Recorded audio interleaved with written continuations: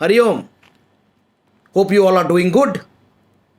Today we'll continue with Deborah Cowley's story on Evelyn Glennie, The Sound of Music Part 1. We had already seen how Evelyn Glennie, before becoming a world-renowned musician, had been a special child who was hard of hearing. But the motivation that she derived from life and the amount of optimism that she had in her, those things, elementarily, they became the factors behind her immense success. We also saw how Ron Forbes motivated her, spotted her talent, and how she was able to cope up with the situations. And finally, she emerged as a world-famous percussionist. My dear friends, I have always been telling you Rome was not built in a day. Continuous hard work and the strive for success, that ultimately makes the difference. Evelyn Glennie definitely was in contrast to the other normal children who could listen properly, who could reciprocate properly. But the conviction that Evelyn had in her life, the conviction that Evelyn, developed on her own self and her talent, that became the most important factor for her success. Now we'll be talking about the concluding aspect, or rather the concluding part of the story, where we'll be talking about Evelyn's achievements. In the first half of the story, we saw how, or rather, what made Evelyn Glennie. And now in this part of the story, it's the culmination of all her hard work. It is a point where the writer, Deborah Cowley, showcases the power of the self. The story highlights the power of the self, and very often we get swayed by the stereotypical conventions of,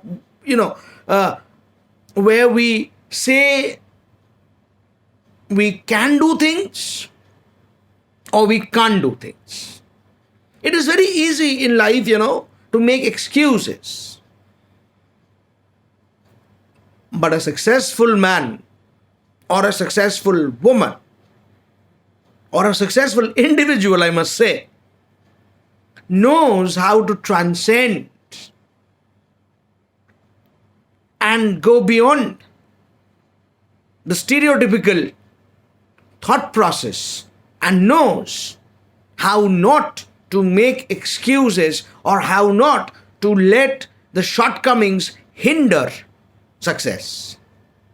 Not surprisingly, Evelyn delights her audiences. In 1991, she was presented with the Royal Philharmonic Society's prestigious Soloist of the Year award.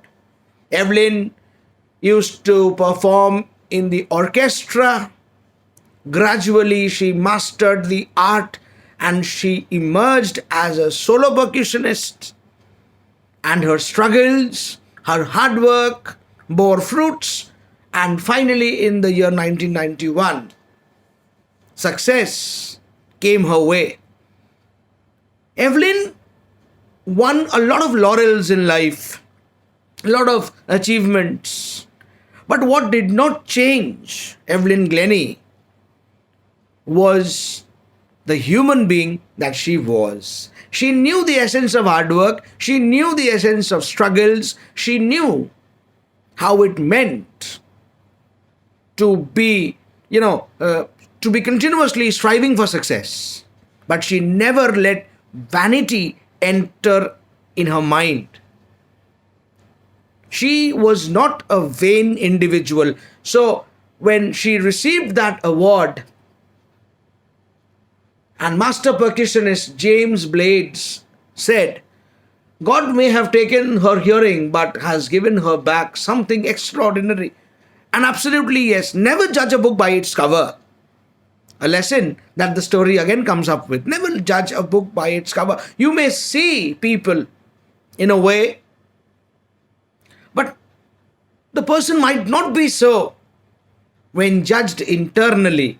Evelyn Glennie could not hear. Had she been judged on the basis of that, that would not have been good.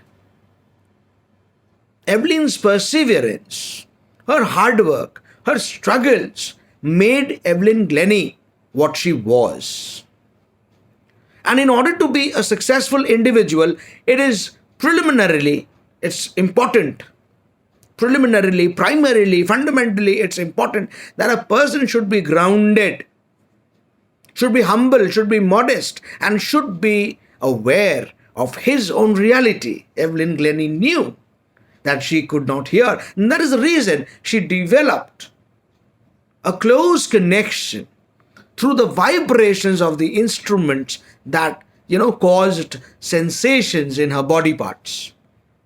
And as we saw in the previous part of the chapter, how she could feel the tuned drums using the upper part of her body, using her legs, the lower part of her body as well, the waist upwards, some notes she could sense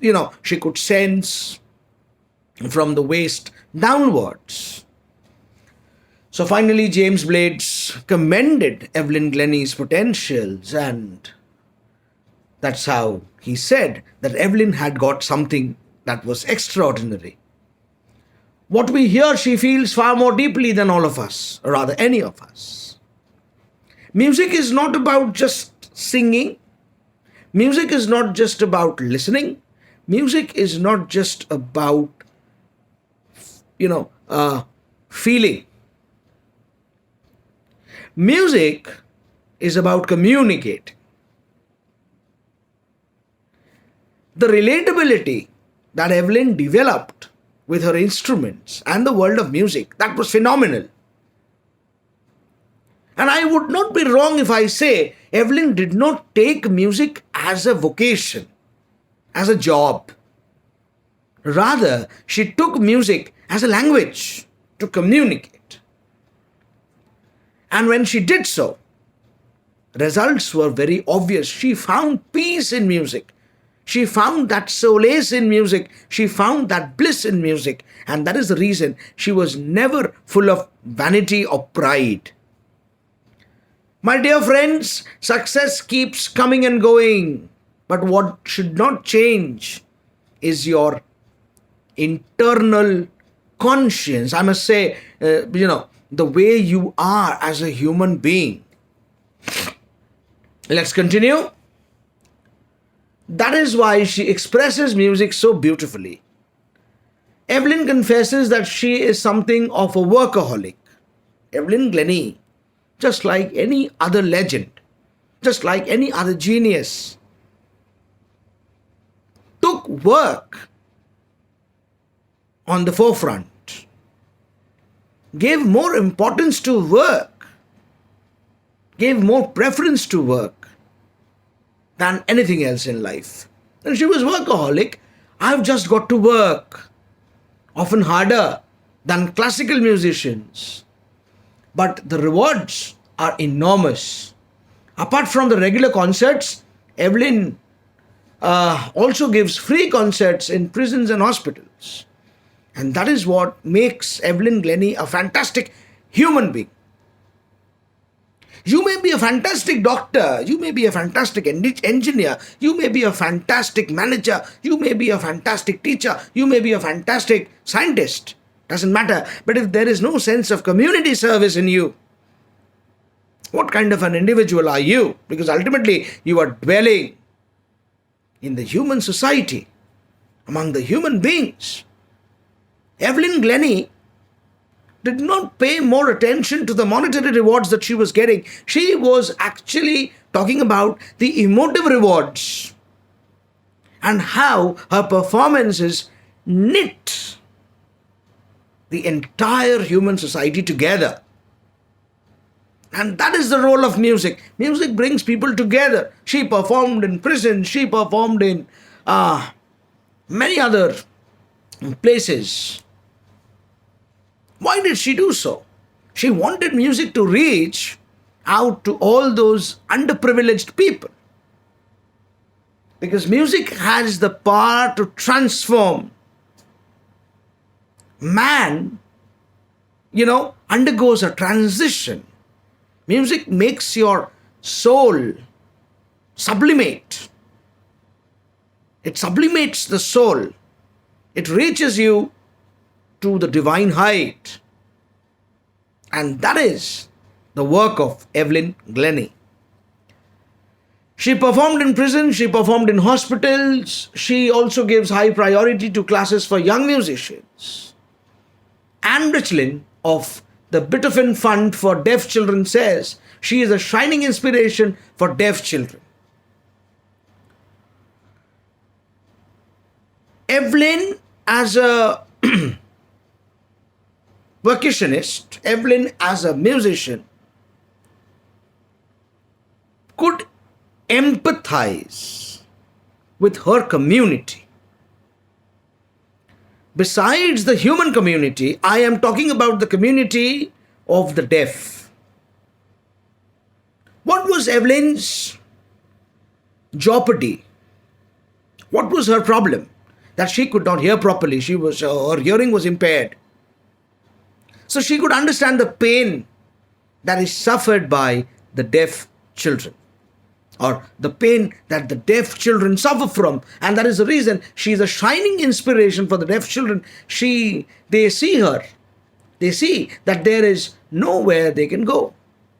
Evelyn Glennie has already accomplished more than most people twice her age.